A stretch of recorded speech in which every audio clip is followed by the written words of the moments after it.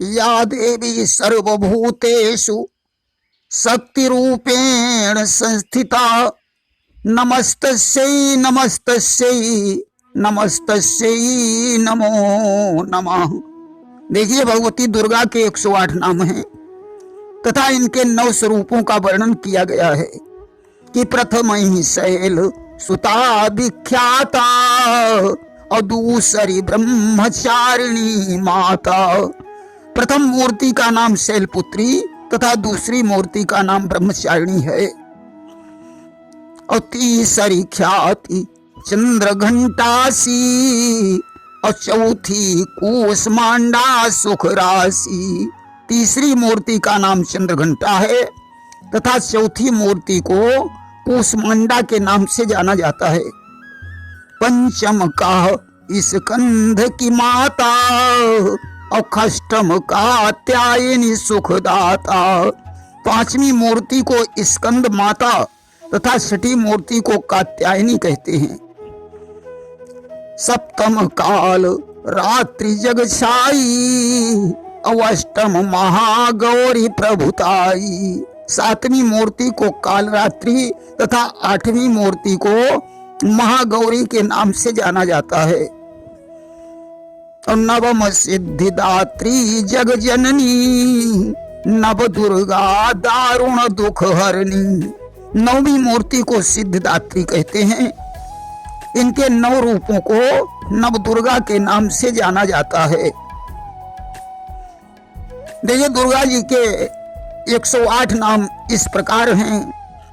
सती साध्वी भवप्रीता भवानी भवमोचिनी आर्या दुर्गा जया आद्या त्रिनेत्रा शूलधारिणी पिनाक धारिणी चित्रा चंड घंटा महातपा बुद्धि अहंकारा चित्त रूपा चिताचिति सर्वमंत्रमयी सत्ता सत्यानंद स्वरूपिणी अनंता भाविनी भाव्या भव्या अभव्या सदा गति सांभवी देव माता चिंता रत्न प्रिया सर्व विद्या दक्ष कन्या दक्ष यज्ञ विनाशिनी अपर्णा अनेक वर्णा पाटला पाटलावती पटांबर परिधाना कलमंजरी रंजिनी अमेय विक्रमा क्रूरा सुंदरी सुर सुंदरी वन दुर्गा मातंगी मतंग मुनि पूजिता ब्राह्मी माहेश्वरी ऐन्द्री कौमारी वैष्णवी तथा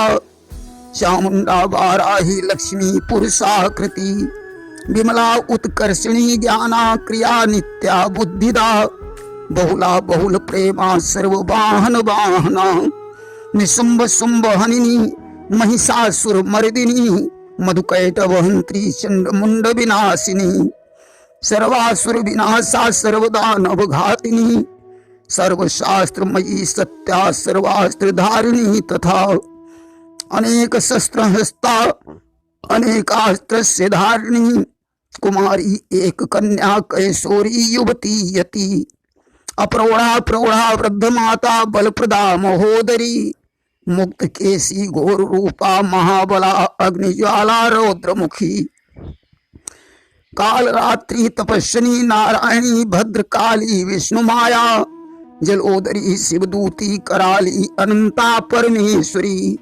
कात्यायनी सावित्री प्रत्यक्षा ब्रह्मवादिनी। सज्जनों, दुर्गा जी के 108 नामों को श्रवण करने से और कहने से मनुष्य का कल्याण होता है। देखिए, कल्प के अंत में जब सारा संसार जल मग्न था, उस समय भगवान विष्णु योग निद्रा का आश्रय लेकर शेष शैया पर सो रहे थे। तभी उनके कानों के मल से मधु और कैटभ नाम के 2 असुर उत्पन्न हो गए। उन्होंने विष्णु के नाभि कमल पर बैठे हुए ब्रह्मा जी को देखा और उनका वध करने के लिए दौड़ पड़े। ब्रह्मा जी ने योग निद्रा का स्तवन किया। भगवान विष्णु की निद्रा टूट गई। उन्होंने उन असुरों को ललकारा। अस्तु कई वर्षों तक भगवान विष्णु ने उनके साथ बाहु युद्ध किया। आज उनके युद्ध से भगवान विष्णु प्रसन्न हो गए। उन्होंने असुरों से कहा, मैं तुम्हारे युद्ध से प्रसन्न हूं, इसलिए तुम मुझसे कोई वरदान मांग लो। मधुकैटभ बोले, मैं कोई भिखारी नहीं हूं जो तुमसे वरदान मांगूं, तुम स्वयं हमसे कोई वरदान मांग सकते हो कि भिक्षा वृत्ति हमारी नाही और तुम हमते मांगो किन काहीं। भगवान विष्णु ने कहा, अगर तुम हम पर प्रसन्न हो तो ऐसा करो, तुम हमारे हाथों से मर जाओ कि जो हम पर प्रसन्न तुम ताता और तो मर जाओ हमारे ही हाथ। उन्होंने कहा, ठीक है, मैं तुम्हारे हाथों से मरने के लिए तैयार हूं, परंतु हमारी एक शर्त है, मुझे ऐसी जगह मारो जहां थल हो। मधुकैटभ विचार करते हैं कि चारों तरफ जल ही जल है, थल कहीं है ही नहीं। जब थल नहीं मिलेगा तो हमारी मृत्यु कैसे होगी? कि उन्होंने सोचा जल ही जल है, थल कहाँ विष्णु जी पाएंगे। जब थल ही नहीं मिलेगा तो हम कैसे मारे जाएंगे। आज भगवान ने अपनी जंघा को सुथल बनाकर उन्हें अपनी जंघा पर लिटाकर चक्र की धार से उनका वध कर दिया, जिससे उनकी मैदा के ढेर से मेदिनी नाम की पृथ्वी की उत्पत्ति हो गई। कि मैद ढेर जल ऊपर जामा और ताते पड़ो मेदिनी नामा। इसी मेदिनी नाम की पृथ्वी को हिरण्याक्ष चुरा ले गया था, जिसे भगवान ने 12 रूप धारण करके हिरण्याक्ष का वध करके जल पर प्रतिष्ठित किया था।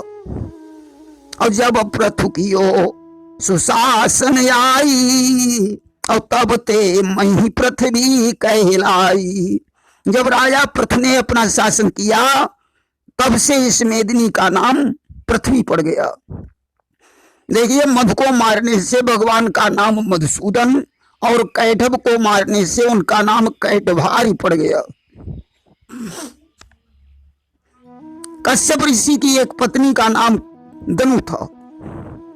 दनु ने रंभ और करंभ नाम के 2 पुत्रों को जन्म दिया, जिन्होंने बलवान बनने के लिए अपनी तपस्या प्रारंभ कर दी, क्योंकि वे जानते थे कि तपोबल रचयि प्रपंच विधाता और तपोबल विष्णु सकल जग त्राता।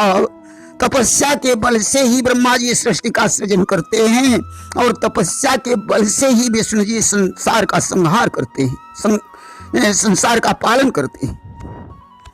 और तपोबल शंभु करही संहारा और तपोबल शेष धरही मही भारा। तपस्या के बल से ही शंकर जी सृष्टि का संहार करते हैं और तपस्या के बल से ही शेषनाग पृथ्वी का भार धारण करते हैं। और तपोबल विप्र सदा बरियारा और तपते आगमन कछु संसारा। तपस्या के बल से ही ब्राह्मण शक्तिशाली हैं, अस्तु तपस्या से बड़ी संसार में कोई शक्ति नहीं है। यही सोचकर रंभ ने अग्नि के घेरे में बैठकर अग्निदेव को प्रसन्न करने के लिए तपस्या प्रारंभ कर दी और करंभ समुद्र में जल के अंदर बैठकर वरुण देव को प्रसन्न करने लगा। अब तो उनकी तपस्या देखकर देवराज इंद्र भयभीत हो गए। उन्होंने धोखे से वज्र के द्वारा रंभ का संहार कर दिया और मगरमच्छ बनकर करंभ को भी मार डाला। दोनों असुर मारे गए। रंभ ने रक्त बीज के रूप में पृथ्वी पर फिर जन्म ले लिया, जिसने ऐसा वरदान मांगा था कि हमारे रक्त की बूंद बूंद से रक्त बीजों की उत्पत्ति हो, अर्थात पृथ्वी पर जितनी रक्त की बूंदें गिरें उतने ही रक्त बीज उत्पन्न हो जाएं। इधर रंभ के पुत्र महिषासुर ने पिता की मृत्यु का बदला लेने के लिए ब्रह्मा जी की कठोर तपस्या की। ब्रह्मा जी महिषासुर के समक्ष प्रकट हो गए। उन्होंने कहा, पुत्र वरदान मांग लो। महिषासुर ने कहा, विधाता मुझे अमर कर दो। ब्रह्मा जी ने कहा, पुत्र संसार में कोई अमर नहीं है, इसलिए किसी न किसी के हाथ से तुम्हें मरना पड़ेगा। महिषासुर ने कहा, विधाता, देव दानव और मनुष्य में कोई मुझे जीत न सके। हमारी अगर मृत्यु हो तो किसी पुरुष से नहीं, स्त्री के द्वारा होनी चाहिए कि नारी के हाथ मृत्यु मम होई, और यह वरदान देव प्रभु मोही। ब्रह्मा जी ने ये वो मस्तु कह दिया और अंतर ध्यान हो गए। अब तो महिषासुर ने तीनों लोकों पर विजय प्राप्त कर ली और अत्याचार करने लगा कि महिषासुर नृप अति अभिमानी, और यही अघभार मैया कुलानी। अब तो उसके पापाचार से पृथ्वी बेचैन हो गई। आज सभी देवता ब्रह्मा जी के पास पहुंचे। ब्रह्मा जी उन सभी को शंकर जी के पास ले गए। शंकर जी उनको लेकर विष्णु जी के पास पहुंचे। अस्तु ब्रह्मा, विष्णु और महेश तथा अन्य देवताओं के तेज से कल्याणमयी देवी की उत्पत्ति हुई, जो चतुर्भुजी रूप में सिंह पर सवार होकर महिषासुर से युद्ध करने गई और उसे मारकर देवताओं को निर्भय बनाया। ये शुंभ, निशुंभ और नमुच भी दनु के पुत्र थे, जिसमें नमुच देवासुर संग्राम में इंद्र के हाथों से मारा गया, परंतु शुंभ और निशुंभ अभी जीवित थे। देखिए, ये सारे राक्षस पहले हिरण्याक्ष की तरफ थे। शुंभ और निशुंभ के चंड और मुंड नाम के दो दूत थे। शुंभ ने भगवती दुर्गा से विवाह करने की इच्छा प्रकट की। देवी ने कहा, मेरी एक प्रतिज्ञा है कि जो मुझे युद्ध में जीत लेगा मैं उसी के साथ अपना विवाह करूंगी। धूम्रलोचन चंड और मुंड देवी चामुंडा के हाथों से मारे गए। शुंभ निशुंभ का एक साथी था, रक्तबीज, जो पूर्व जन्म में रंभ था। अस्तु रक्तबीज का वध करने के लिए भगवती ने काली का रूप धारण किया। आखिरकार शुंभ और निशुंभ भी भगवती दुर्गा के हाथों से मारे गए। देखिए, रक्तबीज और तारकासुर की मृत्यु के बाद भगवान शंकर के द्वारा त्रिपुरासुर का संहार हुआ था। प्रेम से बोलिए दुर्गा मैया की जय।